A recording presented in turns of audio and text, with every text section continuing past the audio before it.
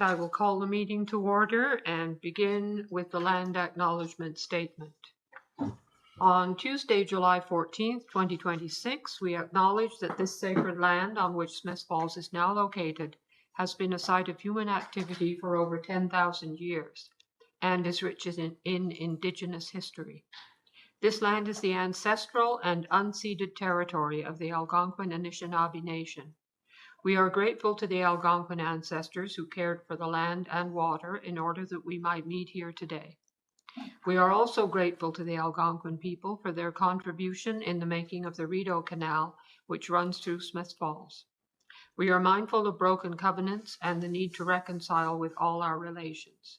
Together, may we care for this land and each other, drawing on the strength of our mutual history of nation building through peace and friendship, being mindful of generations to come. First item of business is the approval of the agenda. Would someone move that we adopt this agenda, please? Chris, and a seconder, Jonathan, all in favor? Great, thank you. And the adoption of the minutes from Tuesday, June the 12th. Would someone move that we adopt those minutes? Brock moves, and a seconder. John, all in favor? Okay, thank you. Minutes approved. Disclosure of monetary interest, anyone? No? Good. Priority issues then. First one is the HCD update, and Carl is going to, or is it Richard? Carl? Carl's going to fill us in on that. Thank you, Madam Chair. Just a quick update on the Heritage Conservation District. So as the committee is aware, we did receive an appeal on the district, on one appeal for one property. And as per the Ontario Heritage Act, that means the entire district doesn't take effect until the appeal is resolved. So what happened is the town has filed a motion to allow the HCD to come into effect on the other 107 properties in the district while the appeal got resolved. So the Ontario Land Tribunal has now granted the appeal, so I'm happy to confirm that as of July 2nd, the Heritage Conservation District is in full force and effect for all the properties except for the appeal property. So as it relates to the appeal, we've had a merits hearing on the original on the appeal on July 3rd. The appellant has requested adjournment to allow for continued work on a potential settlement. So the OLT granted a short adjournment. This is coming back on August 13th. So in the event that a settlement is reached before then certainly we'll have to take that to council for in camera for direction. But at this point, we're looking at the merits hearing on August 13th, and then it's unlikely the OLT will make a decision that day. Usually it takes a couple of months, but at least with the district in effect for the remainder of the area, that removes a little bit of the urgency to manage that particular appeal. Well, that is great news. Thank you, Carl. Any questions on that or comments? No? Yes.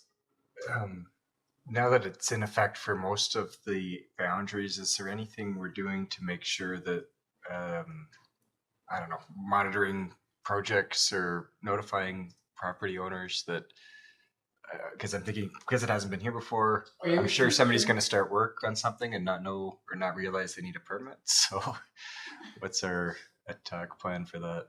There's always, unfortunately, those are sometimes reactive. So we've issued notice once the district was approved. Before the appeal was filed, we gave everybody notice, everybody within the district notice that council approved. So that is on record. We're posting on the website that it is now in effect. So oftentimes people do talk to us, and we've been sort of dialoguing with people even in this sort of the limbo period. We've been dialoguing with anyone who comes through the office about the HCD provision. So those conversations are ongoing. Otherwise, if we see work we're all fairly close by. So if we see work that's happening that bumps into the district, then certainly we'd be reaching out to the owners and trying to bring that into compliance. Okay. Next issue is the old water tower update. And can I ask you, Chris, to update us from council meeting? Sure. So unfortunately, staff brought a report to council recommending that we go forward with the $5,000 assessment to determine the structural stability of the water tower. Council flip-flopped on the original direction and decided to not go forward with that and instead pursue a tender for demolition. I was confused about how that happened because didn't we ask to do the thing and then like a month later came back and said, so are you sure you want to do the thing? Is that what happened? So kind of. The council gave direction to look into the options to do the structural analysis. And there was 3 quotes, or not quotes yet, but 3 rough numbers saw it. The 5 to 10, the And 20.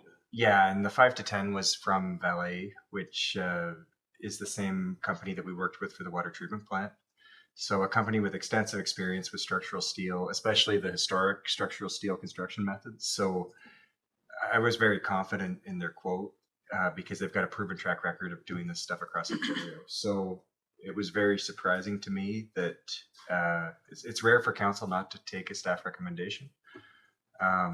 But Councillor Quinn, Councillor Robinson, and Councillor Brennan seemed to be in favor of it before, but then changed their opinion. So unfortunately, that means that currently staff are working on the tender package for demolition. But the good thing is that it's not completely, that's the direction it's going in right now, but it's not like a contract's been signed and it's a done deal. So the 2 things that I was hoping to discuss tonight or looking to see if there's any direction from the committee on is what's the process for demolishing contributing property in the Heritage Conservation District, because now that that's in effect, this process is going to have to follow that.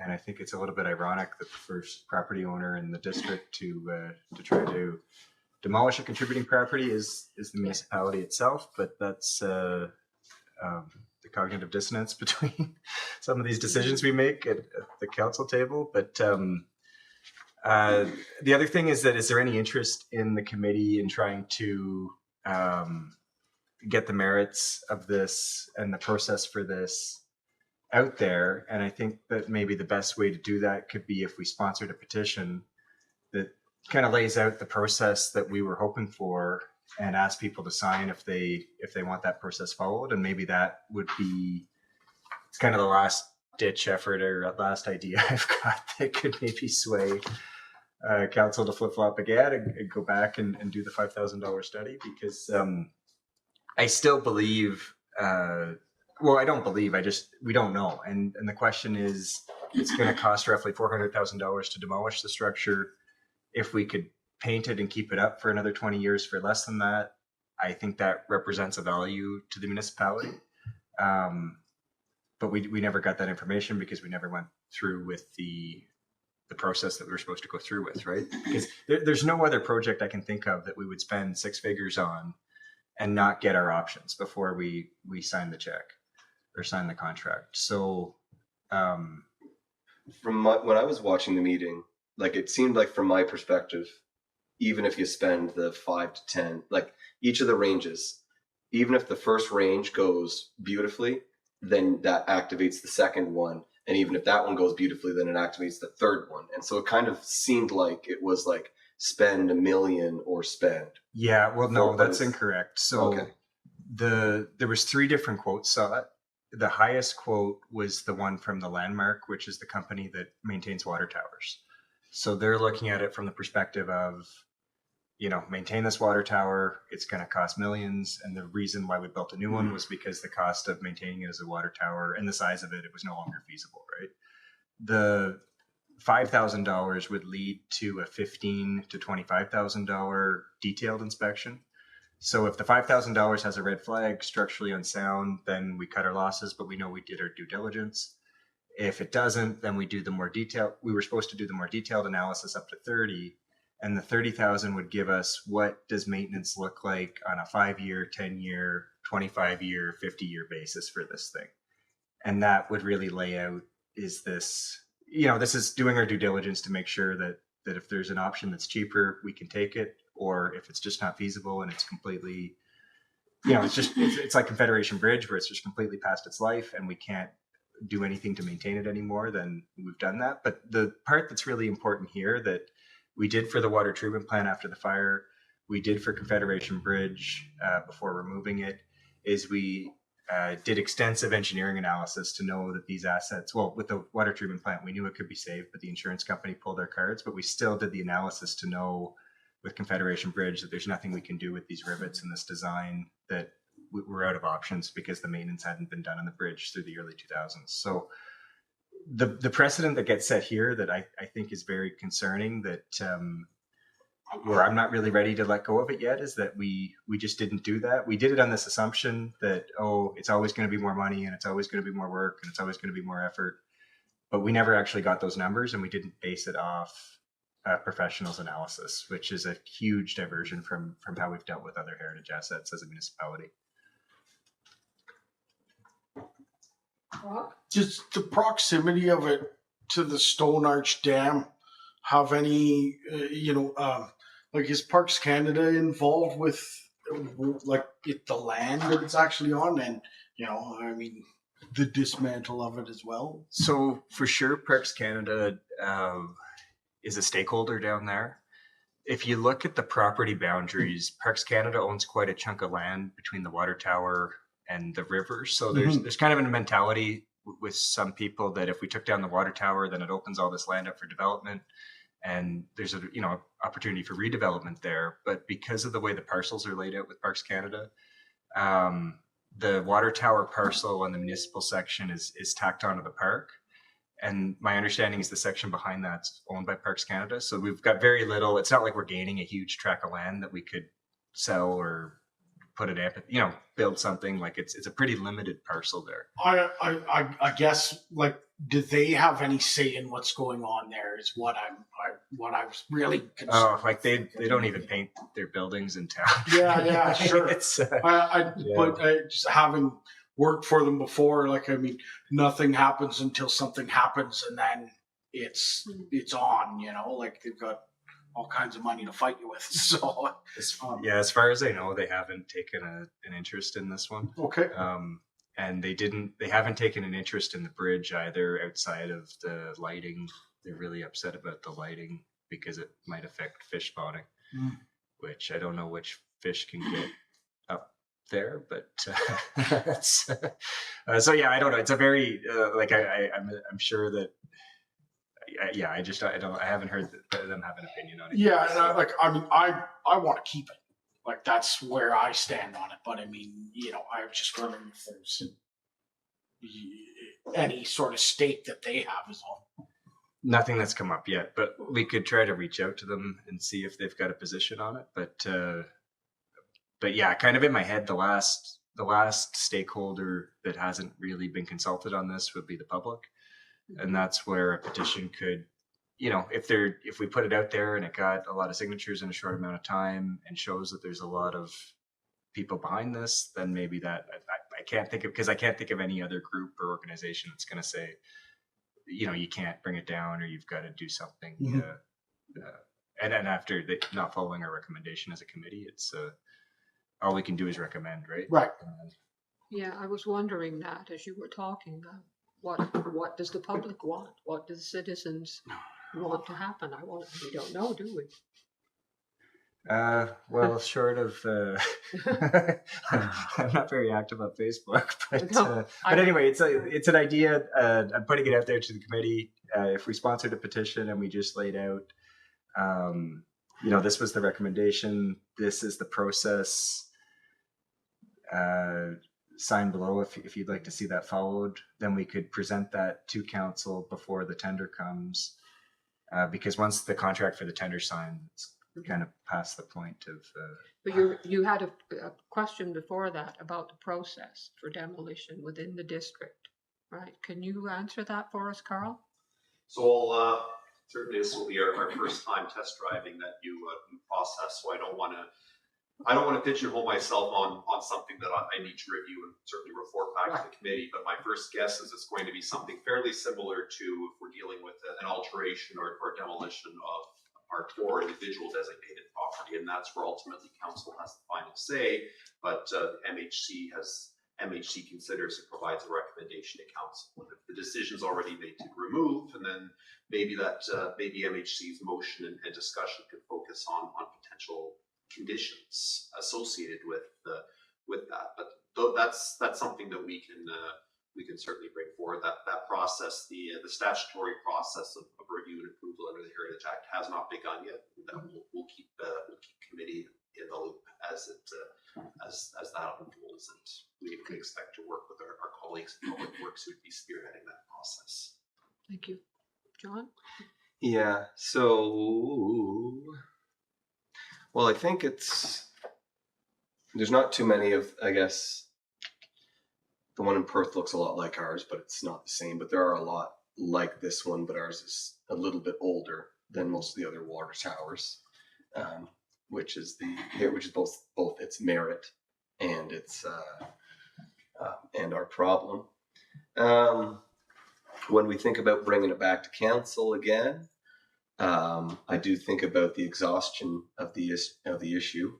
So I want to make sure that we're coming back with something, and so stating that procedure, like in Federation Bridge or the water treatment plant, and if that due process that has been previously established hasn't been followed properly, which sounds like it hasn't, that makes sense to me. I also fear that going back to council, like I watched that discussion closely, and it seemed like councillors were pretty on board to move on, and they didn't really want to dig into it too much more, which is how we got this result. So I think if we do send it back to council, if that's the way that this, like, if we agree to some type of petition like you're describing, and then it goes back to council, I just think that when it's brought back there, we need to figure out how to do it in a very succinct way so that we can capture some attention, because I think there's a lot of fatigue on this issue. And it's going to cost a lot of money. And I don't know if the town just has a bunch of money to spend on stuff like this. So some of that angle is important, because the narrative is that it's just going to be this runaway expense. And there's a lot of stuff to do around it. So I don't know, I'm kind of all over on that, but that's sort of where I'm at with this. And I think the cost is a really good point, where if it was $50,000 to demolish it, or if we were making money from demolishing it by collecting the cost of the steel, it'd be a very different conversation. But when you've got, almost $500,000 budgeted to take something down without looking at the cost of painting it or structurally it's sound, that's where it's like, let's figure out what our numbers are before we spend big money. I think as a heritage committee, it's our responsibility to advocate for that, and it's council's prerogative to choose to take that advice or not. That's right. Yeah. So how would we like to proceed then? Petition. Maybe let's take a look at our TOR and just see. I was just gonna say we need to look at the terms of reference, so I can make do sure that that. side of it's good.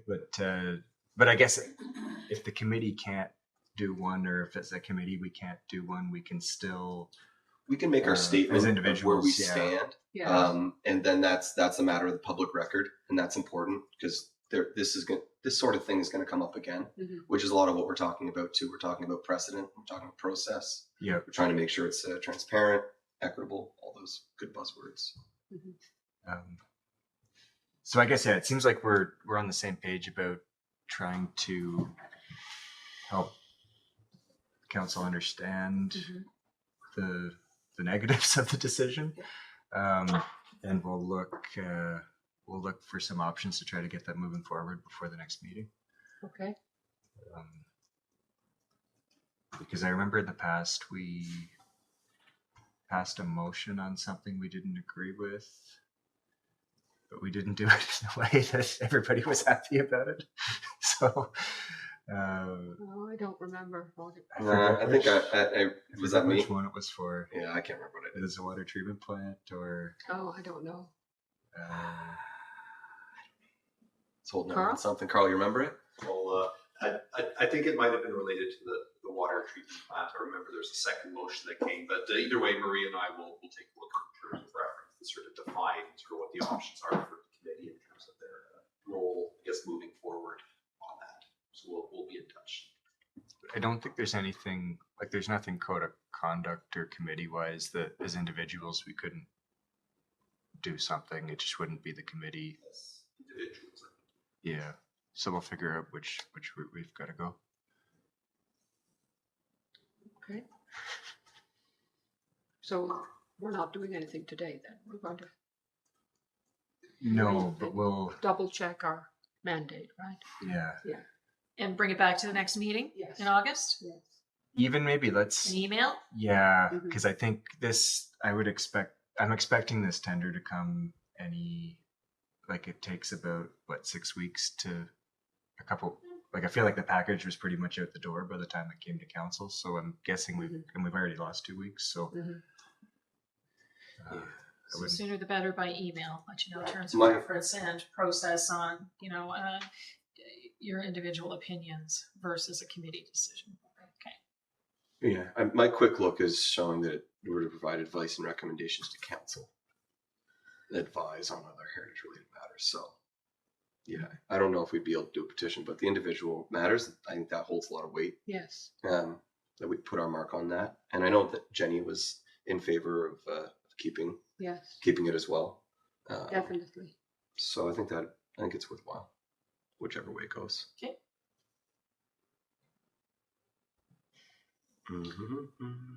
All right. Next item is the properties of interest list. The notice of intention to designate. So do we have that now? So I drafted up the 9 properties of interest, the noids to go to the property owners based on information that we had on file that I think a lot of the committee members actually contributed to that information.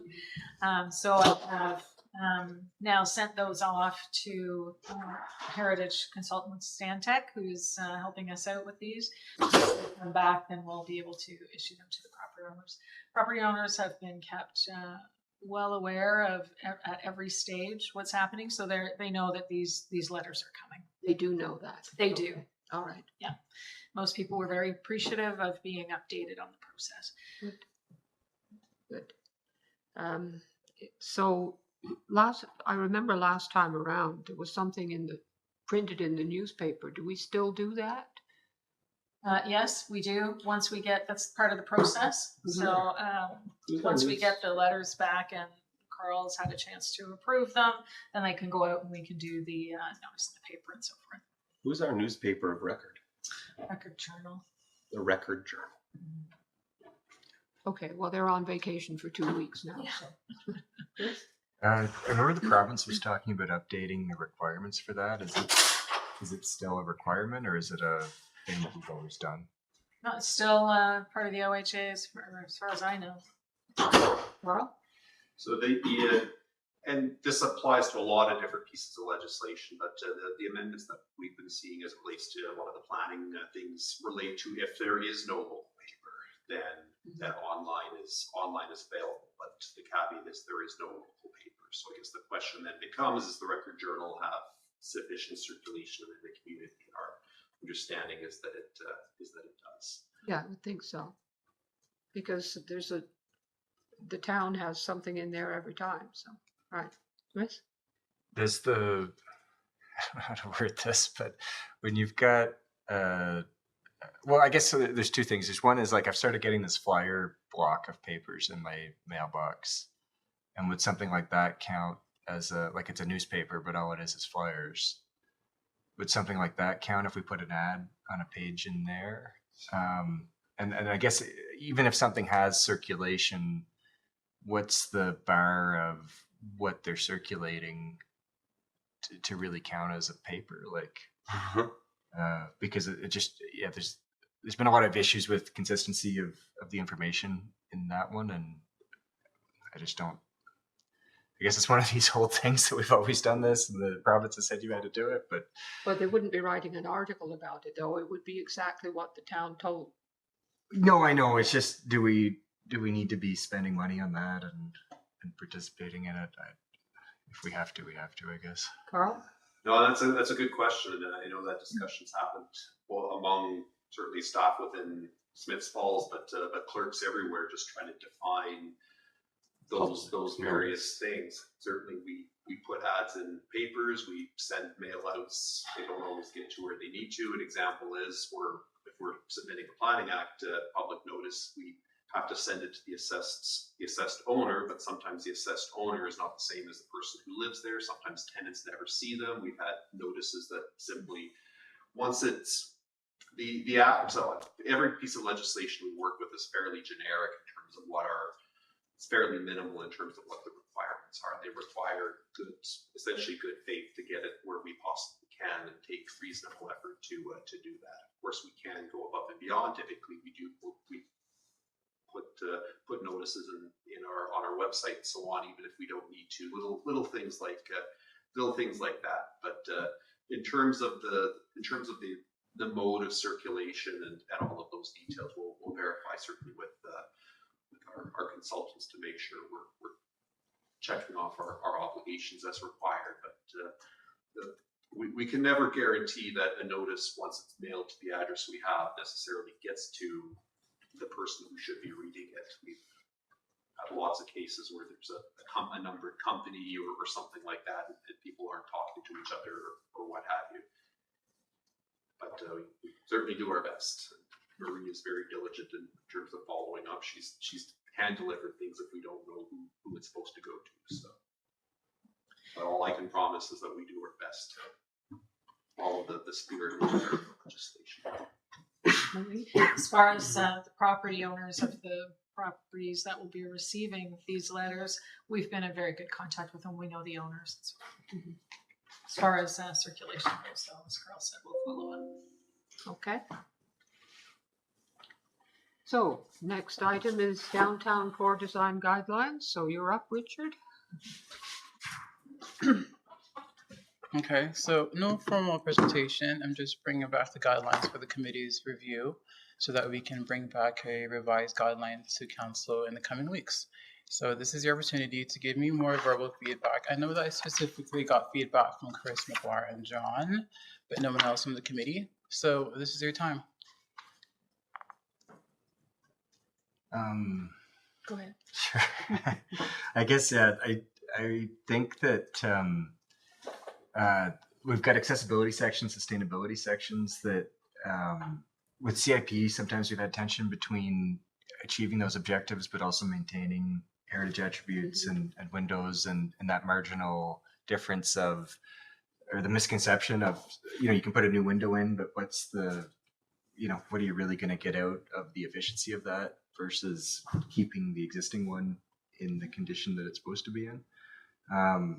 So for some of that stuff, I just like to see more of a heritage lens on it. I think I've got a question on how this applies to, we've got the HCD, we've got contributing, non-contributing properties. Would this apply to non-contributing properties? No. But they're within the downtown. They have to follow within the context of the surrounding area, which is HCD. So it would be uncommon to be creating something that would be compatible. Sorry, for CIP? I'm assuming either for CP or if it's something related to a building permit of some sort. But when it comes to design, there are a few things it can really require unless it's within the district. So that's sort of the thing with respect to the guidelines. Now, are you saying that buildings that are not contributing would be the same as building outside of the HCD? Is that what you're asking? Yeah, I guess I'm trying to understand what we're going to use. We're going to use this for CIP applications, which is great. Are we going to get any other use out of it? It's for CIP applicants outside of the HCD. Okay. You see the difference here? Like the HCD would realistically be much of the downtown, and largely I'm not expecting an application out of the downtown related to CP unless it's something like you're building ARU or something like that. So unless you're seeing large applications that are like say brownfield or something, the guidelines realistically, they have a little bit of an overlap, but not enough where it would be an issue. So from the non-contributing properties in the HCD, I think would be held to a lower standard than properties outside of the HCD subject to the design guidelines. Yep. And I guess to me, the non-contributing ones are more central in the core. So we definitely want, you know what I mean? Like if we're gonna have a higher standard for the periphery, then the whole thing. I guess I'm wondering, like, what are our tools or what are our options of how this goes to council to be enforced? Because it, I guess you get halfway through and you're kind of like, So wait a minute, enforcement's like, tricky though, because enforcement's like because guidelines are recommendations. So when you say standards that require this mandatory, and then we talk about enforcement with guidelines, it's really a suggestion with our best intent, and that's important. Without understanding our design intent, we can just say whatever we want. With standards, we're not saying whatever we want, and that's specific to say the HCD. If it's guideline, it's very different. And I would think that with respect to CIP, the carrot is the fact that they want our funding, hence why they're guidelines. So you talk about, for example, windows or doors that are specific to the building, but their heritage. The guidelines recommends you do what's best for the property. If you're looking at sustainability, this is how you would look at it. Does it have a specific heritage lens? No, not necessarily.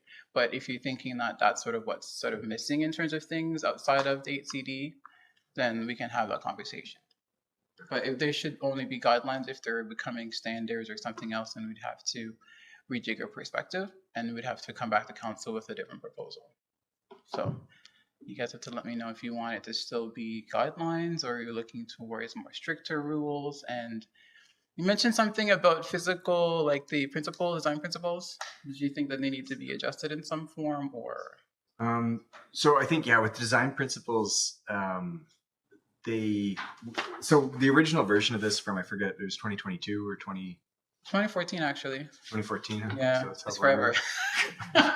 That's depressing. I know, it's a change. Yeah. Like it was a very bare bones, you know what I mean? It was simple, but it was very design focused.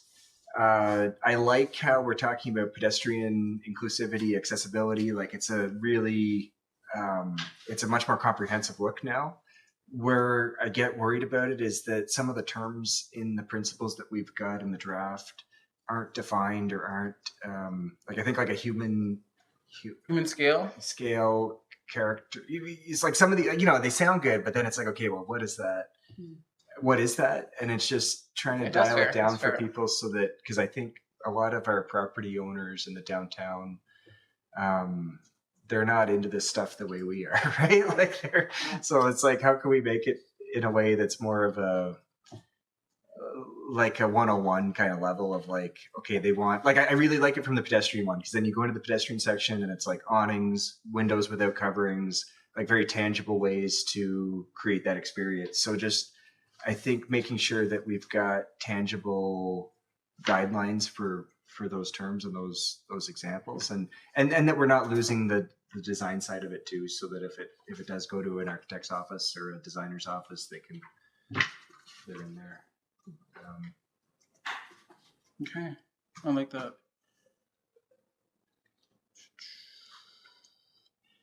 Any additional comments, or that's just the bulk of them? Well, we I'd email. We had a little conversation about some of the ways that the two documents interact with each other. And I suppose might as well just mention that here now, but you know that. And just looking around at some other examples about how they choose to bring together their HCD and downtown guidelines and the different ways that we do that. And I appreciate the good work that you've been doing here. It's a big job. Lots has to be done. So I think like in its present form, like for me, like carry on, nothing huge to change. I do want to echo a couple things that I said back in February when you were here, that seemed to persist in here. So one of them kind of fits with what Chris is getting at, I think, where I like pictures and I think people like pictures too. And so if we can get as many examples of the things that we want in town in here, and so then when there's examples of things that in here that are not from town, I think we should definitely make that adjustment in the document.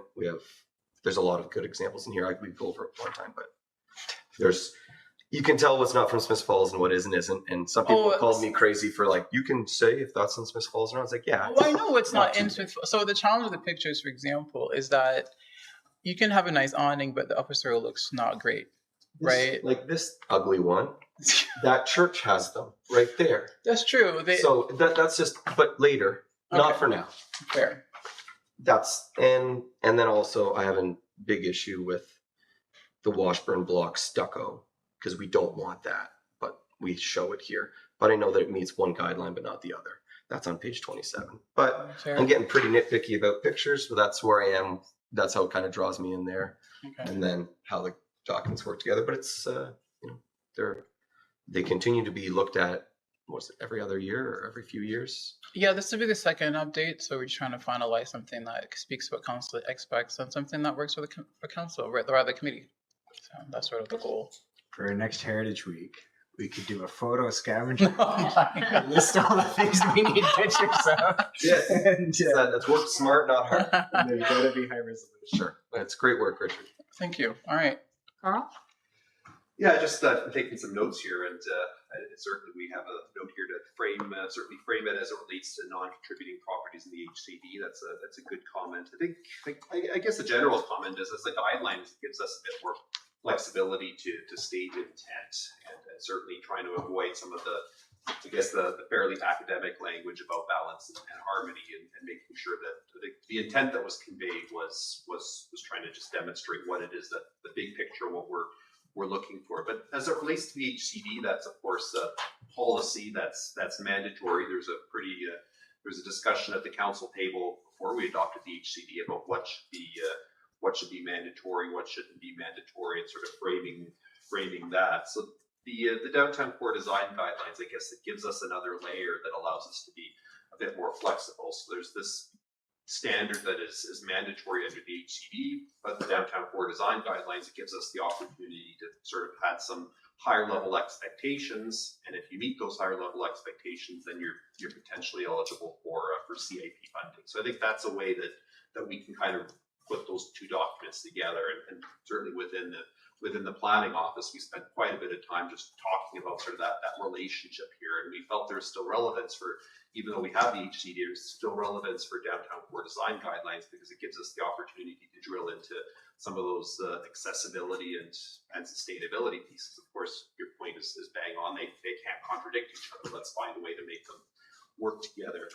It does have a little bit, it also has some utility with respect to site plans. So we have referred to the downtown core design guidelines when discussing development applications with folks downtown. So as the committee may know, the Planning Act has changed through the last few years, so we no longer have the ability to enforce design requirements on site plan approvals, but we still have the ability, and we exercise that ability to have those conversations. It's helpful for somebody. Most developers do want to, not everybody, but most do want to work with us to an extent that's reasonable from their end and their budget. So being able to hand them a document that states this is what we like to see downtown, even if we can't enforce every single provision, it's still something helpful to kind of guide design decisions. So I think ultimately our audience is CIP applicants and developers. The main reason we're updating the design guidelines now, and we just did it a couple of years ago, obviously, is to sort of find that path with the CIP, with the HCD. But that's ultimately where we've landed. And of course, these are all statements that I'm putting forward as what we're trying to do, and of course MHC's feedback is very welcome, and council asks for MHC's feedback to make sure we're hitting that right balance and make sure that we're sort of reporting and articulating those expectations correctly before we take this back to council. Did you want to say something else? I did, but I think I just need to do some more reading on standards, guidelines, what we can do. The line is?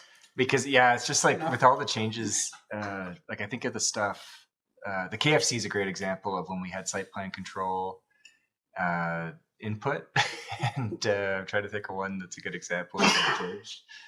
I know, I'm not thinking of one. You know what I mean? There was a noticeable difference in the quality of Based on the site plan? the outcomes based on the lack of site plan input and consultation. So that kind of spins off into this stuff too, it seems, and it's just it gets kind of frustrating of like how do you give it some teeth without making it The restrictive? municipality loses their powers for design and details all the time, so it's one of those things where it's less and less. Yeah. So But I guess I will say this, I think get, there's been a lot of back and forth, and it's, I think this is going to be a really good one going forward. And I think that once all this time we're putting into this version, because I think the last one was 2024, we had one 2014. And I think this will be the one that's going to be, in 2035 or 2040, they can look at it. But Once, yeah, exactly. yeah, like we've got our HCD in place, so like let's get this That's right, that's the idea. and hopefully we can just use it after this point. And I don't know. I'm hopeful we're going to get a really high quality.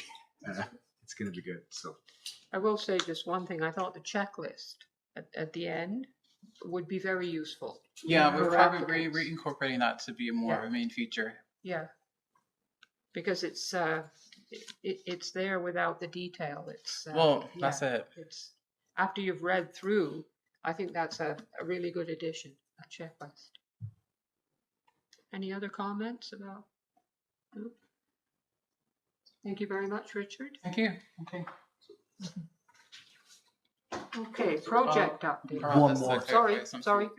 Sorry, just about sort of timing and the next steps. So I think at this point, staff are planning, Richard's hoping to bring this back to council within the next, probably the first available meeting in August. We want to obviously get this hopefully in place before the fall intake of the community improvement plan. We have maybe $90,000 potentially to invest in CIP applicants. So certainly any additional feedback from the committee, we would very much appreciate that within the next, within the next week, if that's reasonable, so that we can incorporate that. And I can state that because behind the scenes, Richard's also been working on some other sort of changes to some of the architectural styles. I think it's a great piece to include, but we're planning on moving those as appendices to sort of improve the flow of the document as well, incorporate some more of those checklists within the body of the document itself to improve the readability and sort of condense it a little bit. So I think some of those changes have already been happening, but we wanted to get any additional feedback from MHC before we finalize. I think that those are good suggestions. Yeah, Okay. yeah, for sure. All right. Thank you, guys. Okay, so project updates, the new designations. So you've got something in your package, which lists, first of all, Part 4 designations that were suggested by the consultants when the study was done for the HCD. So Maria's crossed off the ones that We're addressing. or that we can't for some reason. Yes. The ones that we're already on top of, and the ones that they just don't work. So we've got a list there of others that were suggested that we consider them for Part 4 designation, subject to the town's evaluation process. So we would put them on the properties of interest list first if our preliminary research suggests that we should be trying to designate them. So I'll get started on that, looking into the ones that I can find information on. As long as we don't put them on the properties of interest list, we don't have a deadline hanging over our heads. So we have time to do this research and decide whether or not they are suitable for future designation. That's what you had in mind, right, Marie? Mm-hmm. Absolutely. And also included, I think somebody had asked for this before, the non-contributing HCD properties, which are highlighted in yellow in this list on the next page. So we can take a look at that and make sure that they really are non-contributing. I just did a quick. I did a run through there. I really appreciate the common names that you put in there. Yes. That Yes. is Sure. wonderful for ease of understanding. I mean, there may be some of them that we think should be contributing. So Right. That's something else. That's our homework. This is our homework. This, Okay. this little package here. Did you want to add anything, Marie? Nope, that's great. And I agree. Toby, our past summer student, went around and added in all those names for Okay. us. Way Great. to go. That's great. That's Good lad. awesome. Yeah. Anyone want to comment on that or no? Okay. Pedestal replacement update. I guess that's you, Marie. Yes, thank you. So we sent the request for quote out. We received back 3 quotes for replacing the sign tops and then doing new ones if we needed them. 2 quotes were for bronze, and they carry a 1-year warranty against elements and workmanship. The surfaces would be surfaces of the new plaques would be smooth, not the raised lettering. They'd probably look similar to what we have now, but the difference is in the warranty terms. I'm just not convinced that's the longevity we're looking for. No. Yeah. We did receive a 3rd quote that uses a different material, but the warranty is 10 years, but it's prorated. And again, the finished product would look similar to what we would have. So I just want to clarify that, you know, based on what we had received as ballpark figures last year, that was based on raised lettering and a nice bronze, and there's a yes, like that. Mhm. That's not what we got back in the quote. So what I'm suggesting is that we change the specifications to add in an example of what we're looking for, like that emblem plaque, and that it's raised lettering. So that we should also make reference to the type of warranty we're looking at. So last year when I got just ballpark quotes, those companies were saying 20 to 25-year warranty. Oh. And that's what we're looking for. Well, I think Yes. And at what cost? Yes. It was a higher cost. Like what? Last year, this is last year now, going back to that report, the ballpark was between 4,000 and 5,000. Or 5K per pedestal. Which is what council approved the increase in the MHC budget. And those and these Yes. and these big ones that everyone's familiar with, Yes. they're like tens of thousands per imprint, or No, it would be similar to those okay, just that the with the raised lettering, the powder coated top, and so forth. sure So, it's the spiral. well, you know, maybe if I put in the example this time around, and with the raised lettering, we'll get, and the reference to the warranties we're looking for, we'll get some quotes that address that. Okay, so in the meantime, we're not doing anything, are we? We're just, yeah. We're not replacing any more of the old ones with what was there before. Well, no, not with what was there before, unless the committee wants to give different direction. But you know, I figure it'll probably take another month to get the quotes in, and for Carl to go through the bids and decide from there. This is just a sort of like a totally random thing into this. It's not feasible to just have like a flat top and like an impression printing, make a new sticker that goes on it like every few years. Is like, I know that'd be a reproducible, but like Well, that's what we, That's that's basically what we're doing. Yeah. That's what we have now. Yes. And how much do the stickers cost to just roll it over again and just send it through the printer? I don't know what that would cost, but Sorry for adding. that's okay. extra What we were stuff there. paying before was, I think it was $600 or $700 to Per. repair. Yes, per every. Some of them, I mean, they've been replaced twice already, and they went in 2018. so Okay, and that's how we got on this road. I was on the committee at the very beginning, so I missed some of that front end. Okay, that's understood. Yeah, so that's when the committee Okay. asked for more durable material. okay? So back out to quote. Yes. Okay. Please. Thank you. Everyone agrees? Back up? Yes. Yeah. Okay. Okay. Gotta figure it out. Thanks. All right, we're on to roundtable then. Does anyone have anything? Chris has something. Okay, good. When, one of our conditions for the demolition of the water treatment plant was we were going to get photogrammetry out of it, which should give us a 3D model on a computer that we could go and so I'm just wondering, we've never actually seen it, and I'd love to get a presentation of it to a committee or a link sent or posted on our website. Mhm. Like I know ones I've done at work are able to, you know, we've got some on the website and the public can go and look at the structures, but and then I guess I'm worried too that maybe it didn't happen because we haven't heard anything about it since Well, over a year.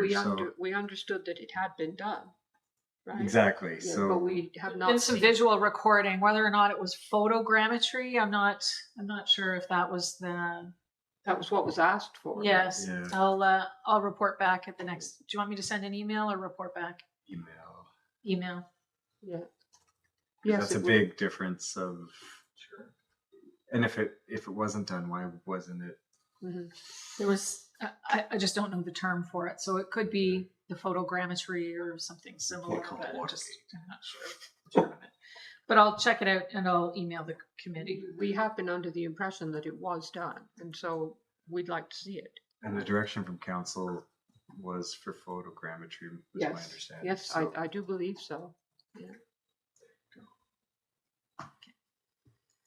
That's my Okay. Do you have anything, John, for roundtable? No, that's all right.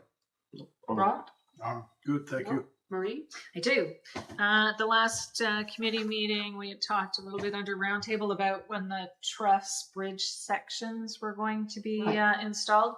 So I spoke with Director McMahon, and he said that they're going to be installed probably in the next month or so.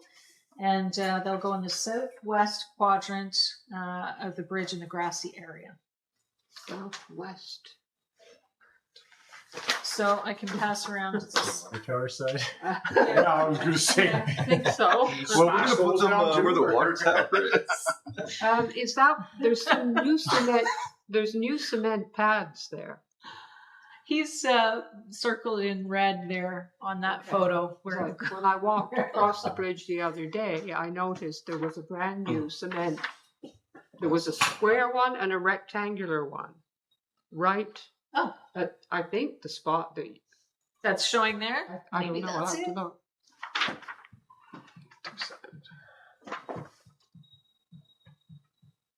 Well, I guess your trusses are right in front of you here, too. I guess. I guess. Isn't that really what we said? I wondered if that was why there was a new cement pad. If that Maybe. was So that's where the cement pad is? well, it's on the water tower side of the bridge, on the on the right. Yeah, so That's that, right? Yeah. So just on the entrance before you go over the bridge to the right. So what was asked for? originally we talked about having it lined up on the path. Mm-hmm.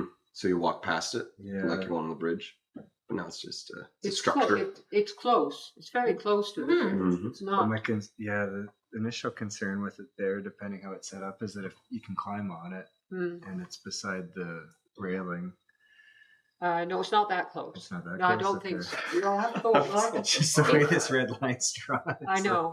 Well, it's not that big either. But if that's what the cement pad is for, I mean, maybe it's not. Maybe they're going to put one of those, it must be though. if those that's what- you know, those black Taco truck. seats. Those, you know, over at the arena, there's these great big cardboard boxes full of that street furniture, those black Oh yeah. seating things. So maybe Oh, maybe it's a bench. it could be for that. Okay. It could be for that instead of. I'll go take a look and Yeah. see what. The last time I was there was 21st, and I didn't see it yet. So of June. You were on the bridge, you mean? Yeah. Yeah, no, it was like a week ago I saw them. And there was another one somewhere else where they put this tape around.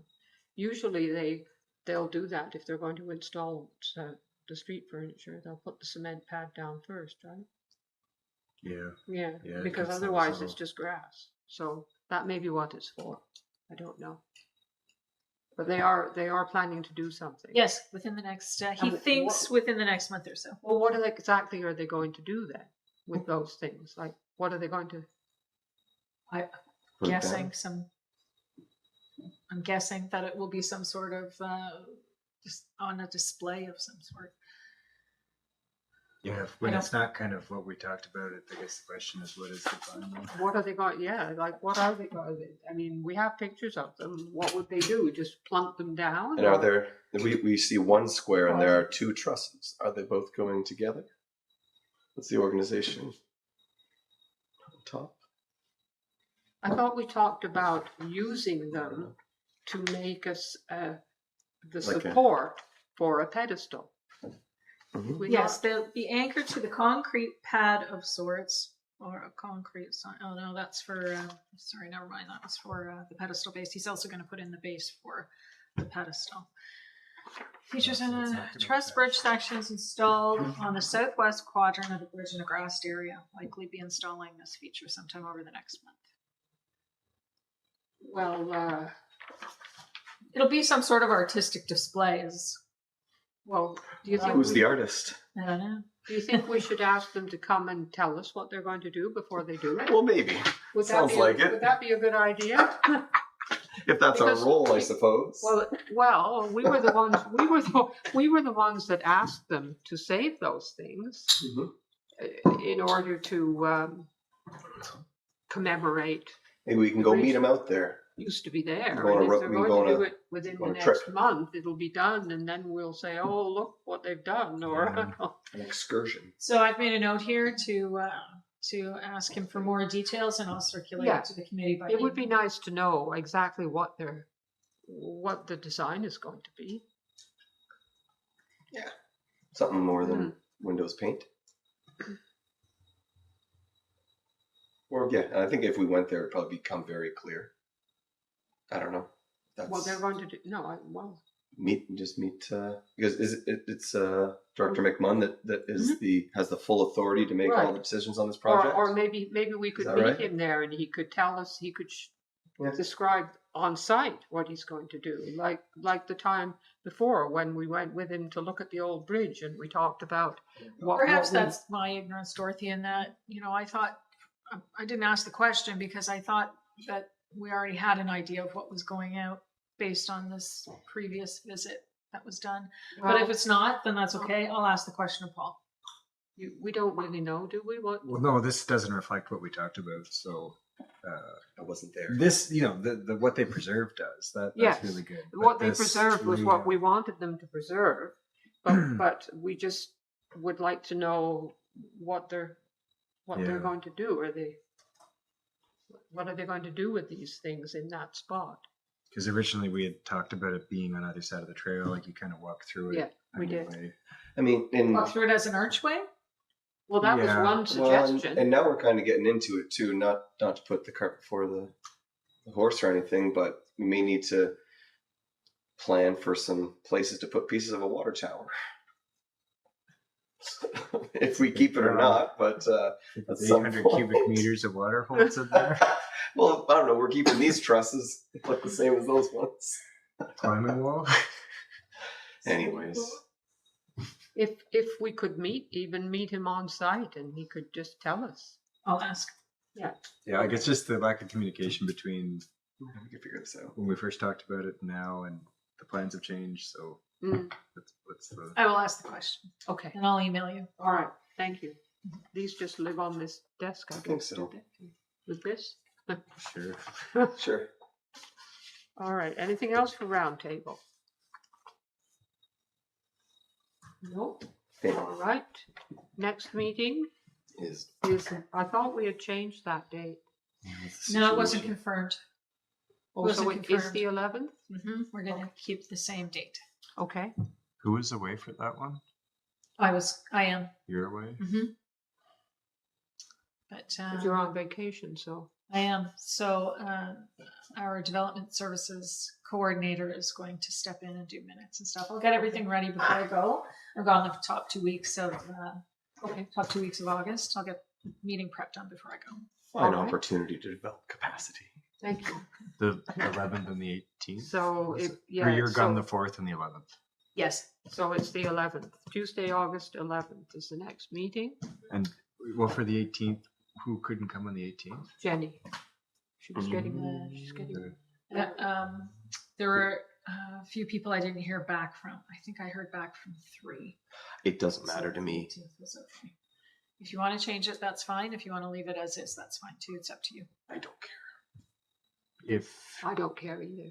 but Jenny could come on the 11th.